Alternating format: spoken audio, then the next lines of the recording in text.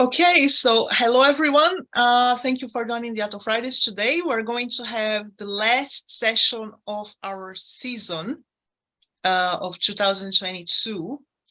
And this is going to be a hot topic session with early career researchers. And it's a pleasure to have the three of them here. We're going to hear from Xinyao Liu, Simon Brennecke, and Antonia Freibert. It's going to be focused mainly on machine learning, but we are also going to have a nice X-ray session. So thank you all for joining and supporting the early career researchers in our field. We are looking forward to that talks. And we're going to move then to our last speaker, who is Dr. Xinyao Liu from ICFO. So we had plenty of people from Germany today. And today, now to close, we have someone from Barcelona. He is a postdoc at the group of Jens Bigert, and he is going to talk about atomic image of complex and chiral molecular structure with laser-induced electron diffraction and machine learning. So one more machine learning talk. He has published this in a quite fancy journal in one of the Nature group. And the difficulty that they were facing is to extract molecular configurations from measured diffraction patterns. And they have established a machine learning based laser-induced electron diffraction framework to overcome these issues and to retrieve the atomic position of 1D, 2D, and complex 3D chiral molecules. So it's quite a hot topic, in fact, and we're looking forward to your talk. He's going to talk about a molecular selfie, which is LEED, laser-induced electron diffraction. And we're also thankful for your picture. You sent a picture of you hiking, so we asked people to send fun facts. So we learned that you quite enjoy hiking. A really nice picture. So we're ready to listen to what you have to say. We're ready to go. The floor is yours. Feel free to start whenever you like. Thanks for the nice introduction. My name is Xinyao. I come from the ICFO Institute of Photonic Science in Barcelona, led by the group leader Jens Bigert. I will talk about the atomic image of the complex molecular structure with laser-induced electron diffraction. Okay. So why we want to image the molecular dynamics? One of the most excited biological process is the formation of the vision. Retina is the key molecule for the formation of the vision. Light can convert it 11-cis retina to the all-trans retina. This is one of the key chemical reaction to let people see the world. DNA, which carry the genetic instructions. People first see the DNA double helix structures from 1953 by the X-ray diffractions. So in order to see the molecular dynamics, we need to have a proper spatial resolutions. Like normal reaction, a microscope can only have the 200 nanometer spatial resolutions. And then for this kind of molecular internuclear distance, this typically in the angstrom level. This is like 10 power of minus 10. And then in the meanwhile, if we want to visualize the molecular dynamic, we also need the proper temporal resolutions. Like for example, the molecular rotation is in the picosecond level, and then the vibration is in the femtosecond level, and then the electrodynamic is in the attosecond level. Then is to directly image the ultra-fast dynamic in the isolate molecule, we need angstrom levels spatial resolution and the femtosecond temporal resolutions. So there's one of the candidate to image the molecular dynamic is use the photons. For example, the X-ray. X-ray is a high energy electromagnetic radiations, and then its typical wavelength is around 10 nanometers to 10 picometers. And then the X-ray pulse interact with the samples, and then people by analyze the diffraction items can retrieve the molecular structures. Another candidate is we use the electron. for example, the ultra-fast electron diffractions, people use high-energy electron pulse interact with the target. By analyzing this electron diffraction patterns, people can still retrieve the molecular structures. But however, for the X-rays, people need a careful balance between the X-ray brightness and the damage threshold of the samples. And for the electron have much higher cross sections, but due to the space charge issues, sometimes the electron pulse duration is hard to shorter than the 100 femtosecond levels. So any one of the technique can take advantage of the both. So here you are. We have the atomic scale molecular image. We image the single molecule with only one electron. They can reach the picometer spatial resolution and Atto to femtosecond temporal resolution, which is called laser-induced electron diffraction. Normally we call this LID. Let's briefly talk about these physical pictures. When the laser interacts with the target, the electron ionized from the target molecule be accelerated, returned, and rescattered with the target molecule. By analyzing this rescattered electron, we can retrieve the molecular structures. We can understand this is a single electron wave package interact with the target molecule. By analyzing the interference patterns in the far field, we can retrieve the internuclear distance. This is a molecular scale electron microscope. But in our case, the electron is not from the external. It's ionized from the target molecule and driven by the laser. So we have the several advantages. For example, the sub-cycle timing is can reach to the attosecond resolution. We don't have the space charge issue because we only have only one electron, and then the cross section of the electron is 5 orders higher than the X-ray.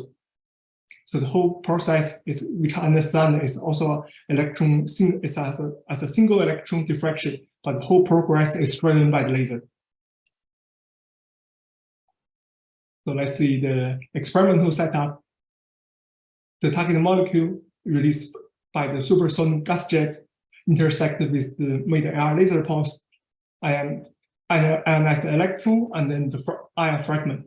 By applying the external electric and the magnetic field, the ion fragment and the electron will be pushed to their own detectors. So we can capture the 3D momentum of the electron and ion simultaneously.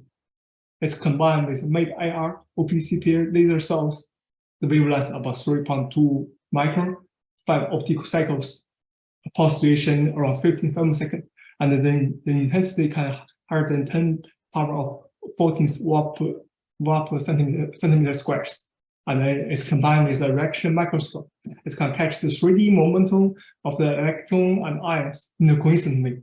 That means we know which ion or which electron corresponding to the which ion fragment. So this picture is showing the real setup in the lab. The whole system is running on the 10 power of minus 11 millibar without gas load. So LID has successfully retrieved the molecular information from the small gas phase of a molecule, for example, the oxygen. Here we use the Fourier transform method, and then by analyze this Fourier transform spectrum, we know by identify the peak position, we know the internuclear distance. And then we also retrieve the acetylene like C2H2. Here we use the fitting routine by finding the best fit between the experiment and the simulation result. We can retrieve molecular structures. And then also the carbon dioxide. Here is still same as based on the fitting routine. And then furthermore, we also retrieve the one of the most simple liquid molecule water. Here we trace the water molecule variation under the different electric field. With the increased the field stress, we can see the OH bond length is increased and also the HH bond length, and then the bond angle is reduced. Like we resolve the symmetric stress of the field stress water molecules. Okay, now we already showed the LID has an advanced technique to retrieve the small molecule, but then the further step, like we want to retrieve the more complex and the larger molecule. but now the current retrieval algorithm is limited by only a few atom systems. But in this talk, I want to show like we are able to retrieve the complex molecule structure use machine learning. So the figure is showed the diffraction patterns vary with the different molecular structures. You can see the different molecular structures is corresponding to the different patterns, but the difficulty is how to identify the molecular structure from the diffraction patterns. This means that we need to be able to identify the global extreme from this multi-dimensional space. For the small molecule, it's always easy. We can use like simple this convergence strategy, like we showed it, like use chi-square fit or multi-peak fit. However, for this complex molecule, we will face the unfavorable scaling issues. And then this is also a challenging for the any diffraction method, like X-ray diffraction and ultra-fast electron diffractions. So here we want to use the machine learning that can simultaneously consideration of the manifold of the degree of the manifold degree of the freedom, and then we use machine learning to try to retrieve these complex molecular structures. And then let me briefly talk about the machine learning. So in the typical neural network, let's combine with 3 layers. Like normally you have the input layer, we feed it into the input value in the first layer, and then in the middle you have the hidden layers, and hidden layers perform the mathematical calculations like the weight assumption, the bias addition, and active functions. And then in the output layer, you generate the output values. And then let's zoom in one of the neurons in the hidden layers. So here for the neuron in the hidden layers, and then the input value from the first layers, and then the connection between each neurons, we can understand it's a weight functions, because not all of the input values will share the same weight, because always one parameters may be more important than the others. So this weight function is to identify like which parameters is more important. So give the different importance of the different input values. But the calculation is very simple. You just use the omega is the weight parameters multiply the input values and then plus the offset. It's also called bias.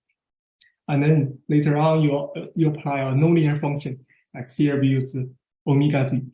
So the one connection between the first layer to the second layer is through the first through the linear calculation, and then you added the nonlinear functions. And then this from the first layer, for example, the first layer to the second layer's neurons.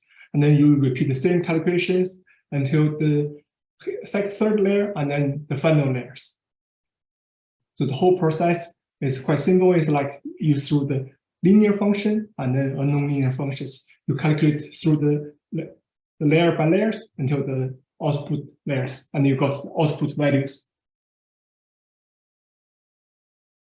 So here, what we did, we try to build a machine learning architecture to retrieve our data. The first step, we need to do the whole system is based on the supervised learnings. We first make a database with 100,000 of the molecular structures, and then we simulated their differential cross-section. Here we call it DCS. We can also understand it's kind of a diffraction patterns. And then we split it into the 3 subsets, like training side, validation side, and test set to validate machine learning models. Here, like we try to like machine to learn the relationship between the molecular structures and their corresponding the diffraction patterns.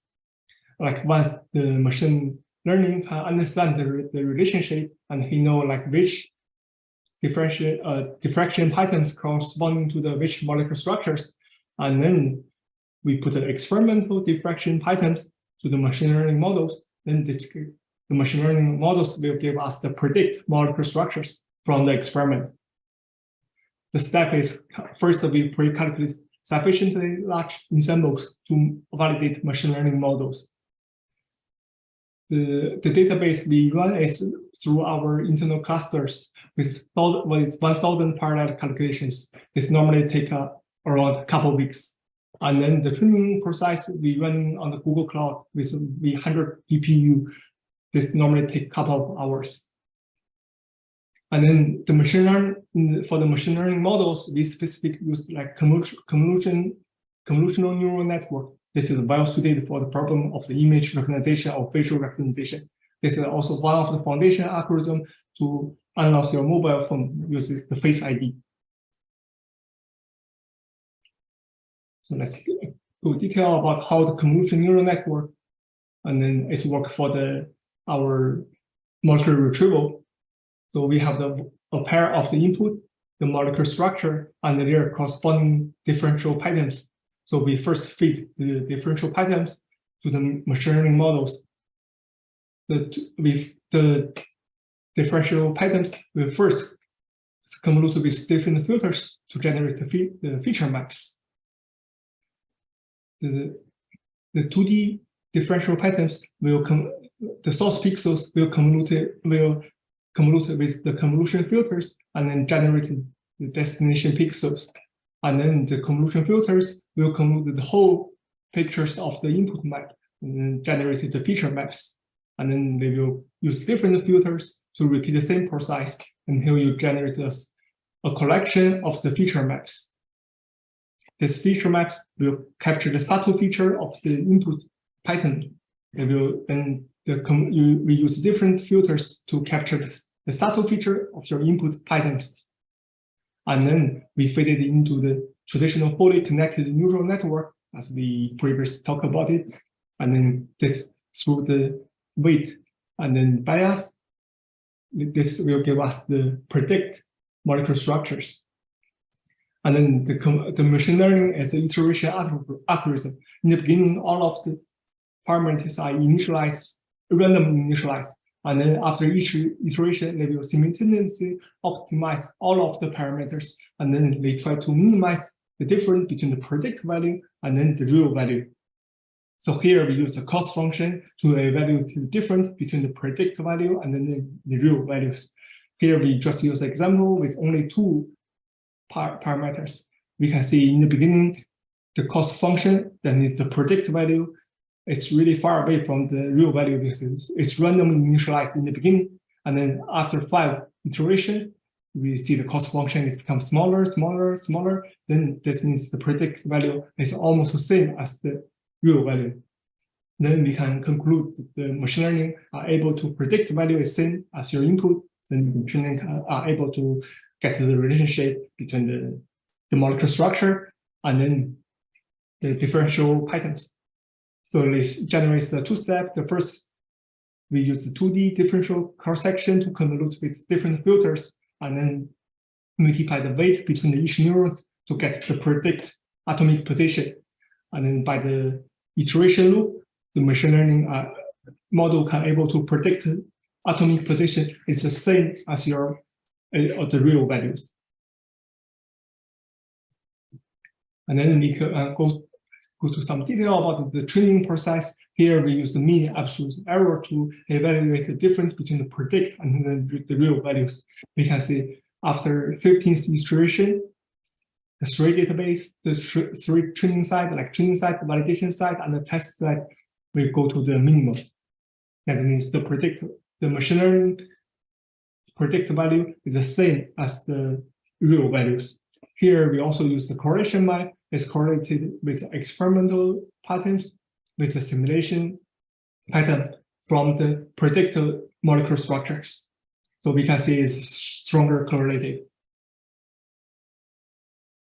And then after that, we try to extract molecular structures. We use the machine learning models. So we start from the beginning with the easy and simple 1D molecule, C2H2 carbon acetylene. So we first make a database, like we first simulate all of the possible molecular structures and calculate through our clusters. For example, here we can change the bond length of the CC, and then we have also changed the bond length of the CH. And then we calculate 100,000 of the possible molecular structures. and then we also calculate their corresponding the differential patterns. And then we feed it into the machine learning models and calculate it through the Google Cloud. Then the machine learning models try to identify the relation between the molecular structures and then their differential patterns. And then after the 15 times iteration, the machine learning model can understand the relation. And then after that, we put our experimental differential pattern to the machine learning models. Then the model will give us the predict molecular structures. And then we compare with our previous publication. It's based on the fitting routine. We can see they reached the excellent agreement. And then we go to one further step. We go to 2D molecule as carbon dioxide. So here it's the same, but it's a little bit complex. It's 2D molecule. Here we vary not only the bond length, but also the bond angle. The same, we calculate all of the possibility of the molecular structures, and then we calculate their differential patterns. We feed it into the machine learning model, try to make that machine learning model to learn, and then get the predict value is same as the value we input. So we training the machine learning model on the simulation database. After that, after the machine learning model is validated, we put the experimental differential pattern to the machine learning model. Then this gives us the predict molecular structures. So we can see it's the we also compare with the previous publication based on the fitting routine. You can see the bond length is almost the same and the angle is almost the same. So they also reached the great agreement. And then we want to do the one step further. We want to retrieve a more complex molecule. So here we choose a candidate. It's called benzene. It's 27 atoms. So if we use the traditional method to retrieve the molecular structures, we will face a big challenge. For example, previously we used the Fourier transform based on the Fourier transform method. Here we need to identify the peak position, because the peak position is indicate the internuclear distance. For example, this molecule has a 27 atom. That means you have the more than 100 internuclear distance. And then if you want to see the Fourier spectrum, you will see all of the bond lengths will be overlapped. And then maybe some bond lengths is isolated, but you have the multiple solutions. You don't know like which is indicated to the which internuclear distance. And then another method we typically use is based on the fitting routine. However, this is another challenging because like the small molecule, we can calculate all of the possible molecular configurations. But for this complex molecule, we cannot calculate all of the possible molecular configurations. Then this will require a huge calculation time. It's not really realistic. So this two methods like we typically use will not work for the complex molecule. So here we want to do something different. What we did is we divided the molecule to the 4 subgroups. And then we considered the variation of the 4 groups, and then we also considered the global change of the molecule. For example, we considered all of the bond lengths is increased 10%, 20%, and 50%. And also all of the bond lengths is shrinking like 10%, 20%, and 50%. For example, in this 4 group, for example, in the group 1, we only consider the bond lengths is stretching and decrease. And then for the group 2 is the macro group, we consider the variation of the bond angle and then the bond length. For example, this group 3, we only consider the angle change. And for the group 4, we consider the bond length change and then the bond angle change. So we try to train the machine learning model on this interpreted sufficient reduced database. We try to avoid calculate all of the possibilities because it's not realistic. It requires huge calculation time. So we train the machine learning model on this reduced database. We try to ask the machine learning models to understand the relationship between the molecular structure and their corresponding differential patterns. And then let's see. So here we can see after 100 times training, we see the mean absolute error. This is the the error between the predict value and then the real values. You can see after 100 times training, it's reached to the minimum. That means the machine learning model can able to predict value is same as your input.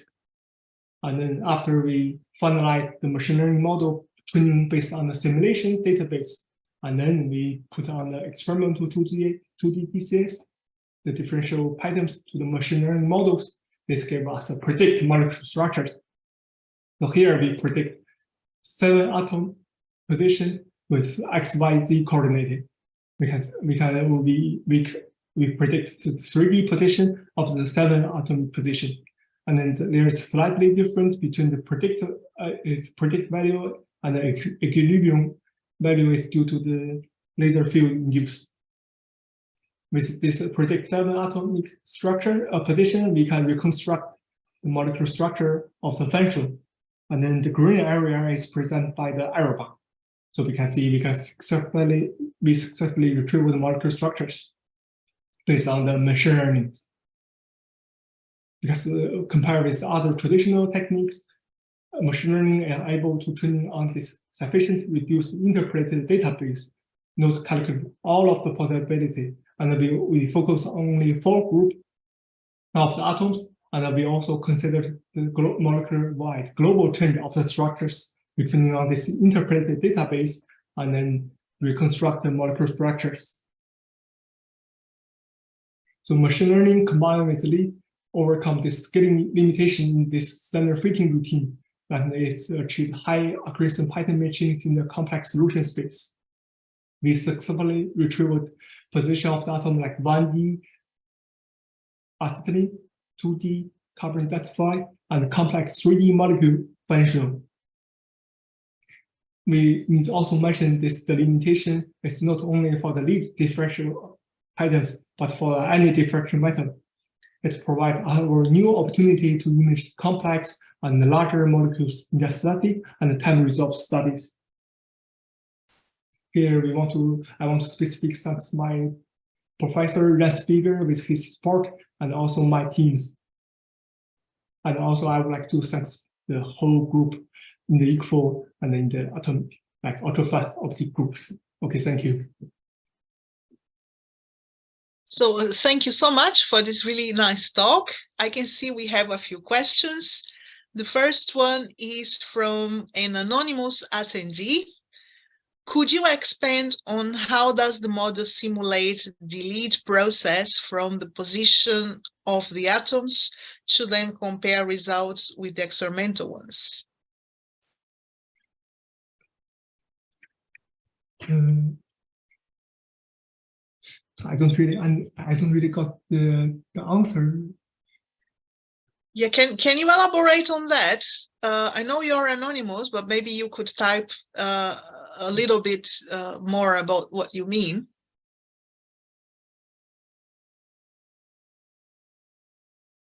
No?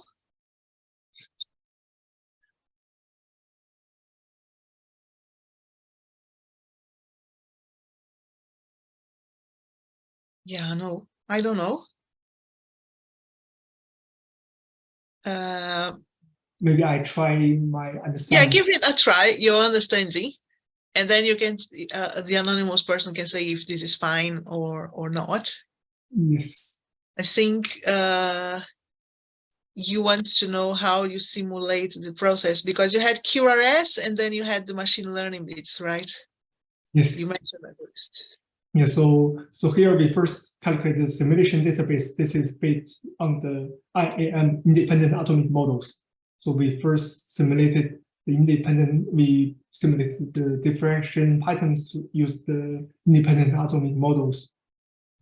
And then because in the lead process, we assume the returning electron have super high energy, and then everything can be used based on the independent atomic models. So we use independent atomic model to simulate the diffraction patterns. And then we change the different molecular structures, like we think it's all possible molecular structures, and then we simulated like 100,000 molecular structures and their corresponding diffraction patterns. And then we use this as a database to training on the machine learning. So the lead process, I think, is based because we use high energy, because we have the longer wavelengths, and then the returning electron have super high energy. So everything can be based on the independent atomic model. Thank you. I think he's fine. Now, Manfred Lai, could you explain what is the independent atomic model? Thank you. Okay, so this independent atomic model, like, it's ignore the correlation between atoms and atoms in the molecule. For example, in the molecule, you have several atoms, but using this, for example, you have 3 atoms, like water, and then you assume these 3 atoms is independent. There's no correlation between the hydrogen and oxygen. The 3 atoms is independent, but this only assumption work when you have the high input probability, like we use higher energy is higher than, normally we say higher than 50 eV, and then we can treat it, the atom is independent. There's no correlation between, or stronger correlation between each other. Is that clear? Manfred, if you would like to ask further, I have allowed you to talk, so you can pursue further and you can mute yourself. Can you hear me? Yes. Very good. Okay. Well, I thank you for the answer, and thank you for the nice talk. I understand what you said about the independent model, but I mean, my question is just, what are the equations that are solved? I mean, you treat the atoms independent, but I mean, I don't know what kind of equation is solved. So this, I understand, it does not include a strong laser field, I suppose. I suppose it's some kind of scattering calculation. And if that is the case, I'm wondering how this is extracted from the strong field electron distribution, right? Because, you know, I mean, you have to do something to extract the scattering cross-section from those experimental data, right? Yes. So you mean the equation, for example, between the diffraction pattern and then the internuclear distance? Yeah, I mean, so how do you simulate the DCS, right? That's my question. So normally we simulate it like, it's like make the sum of the scattering amplitude F, multiply another scattering amplitude of another atom, and then yeah. Okay, and where does that come from? This is clear, but where does the F come from? I mean, I don't. It doesn't come from the textbooks, right? You mean the scattering amplitude? Yes. I think it's based on you have the planar wave electron wave package interact with the single atoms. Okay, so you do this with your own code, or you use some package to generate results? We have the code, it's called LSEPA. Okay. Mm-hmm. And then we use this code to do the simulation. Okay. And then my other question would be how this is related to the photoelectron distributions, because, you know, if you have a scattering picture, this will be somehow shifted by the strong field. So, I mean, I think you have to do something to relate that to each other. Yeah, because when we retrieval the DCS, we call it field-free DCS, because during the retrieval process, we remove the shifted from the laser field. Like our scatter momentum is equal to the field shifted, like vector potential shift from the laser, and then the return momentum. And then when we do the data analyze, we subtract the shifted from the laser, and then we call it field-free differential cross-section. Okay, thank you. I've asked enough. Thank you very much. Thank you.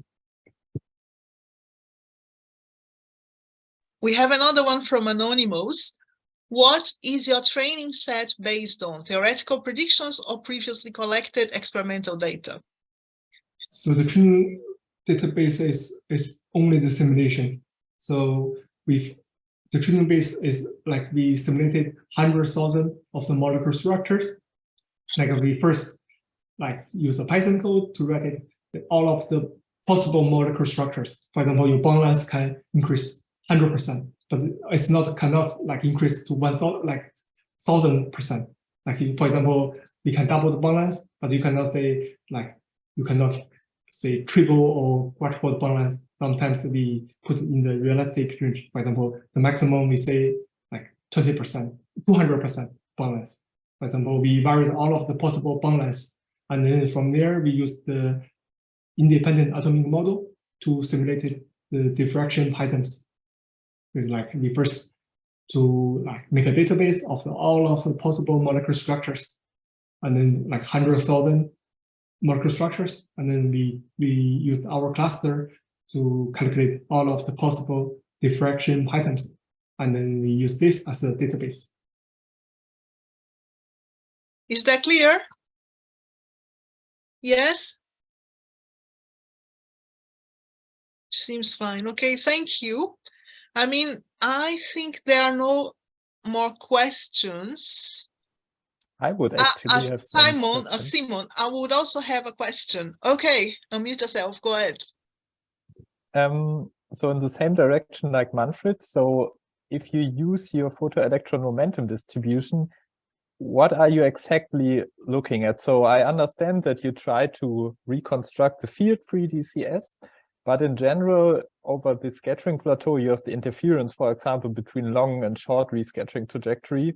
So you cannot easily disentangle the DCS or both contributions. So in principle, I would expect that you can only use the outer part where long and short trajectory merges. And hence, when you do it, you basically get a one-dimensional observable, namely a DCS is a function of one angle. And then how can you use a one-dimensional observable to reconstruct such high-dimensional things like atomic positions where you have 5 atoms or even more? So how can this be related to each other, and how can you be sure that you get out the correct result and not something, yeah, how can you make sure that it is a unique result? So here you mentioned the long and the short trajectory for this. Yes. So, but the long and the short trajectory is a quite long story. But in here we assume most of our rescattered electrons from the long trajectory due to the ionization rate. But the long trajectory, the release time is more close to the peak of the field. So we assume most of our electrons come from the long trajectory. And then when we selected the differential cross section, the DCS, we normally selected from 2UP to 10UP, and then we selected the 2D. Then we can make sure we kind of get rid of the photoelectrons, and then we selected the region of from 2UP to 10UP as the rescattered electron regions. And then we assume it's based on the long trajectory due to the ionization rate. Okay, but then when you try to extract something, you have to get rid of the ionization rate, for example. And I would expect that for such a structured molecule, it is not trivial to know the ionization rate over the scattering plateau. So yes, but when we do the measurement, we also can monitor the count rate. For example, the ionization rate is also related to the count rate. For example, we have the 106 kilohertz pulse, 106 kilohertz laser system, and then we only measure the electron count is roughly 20K or 30K. Then it's kind of you have the 10 pulse, and then you only have 2 ionization happen. So we try to not over ionization. We try to do a single pulse ionization. You have the 10 pulse, and then you only have 2 events to analyze. We assume it's always in the single ionization, single character ionization, and then the intensity is not that high. So try to minimize this effect. Yeah, what I mean was more that for different momenta over the scattering plateau, you could have a different ionization rate, for example. Yes, yes. But it is fine. It is okay. So thank you. Thank you. Thank you everyone for joining. If you would like to ask questions more privately, just hang in there. we're going to stop our transmission soon. So for those who are watching on YouTube, and there were quite a few of you today, take good care of yourselves. Have a great Christmas, New Year, holidays, relax, and we will be back in late January. So take good care of yourselves. If you would like to ask questions, but you're a bit shy, just hang in there because you have the chance, and see you soon. Thank you for joining and supporting our early career researchers.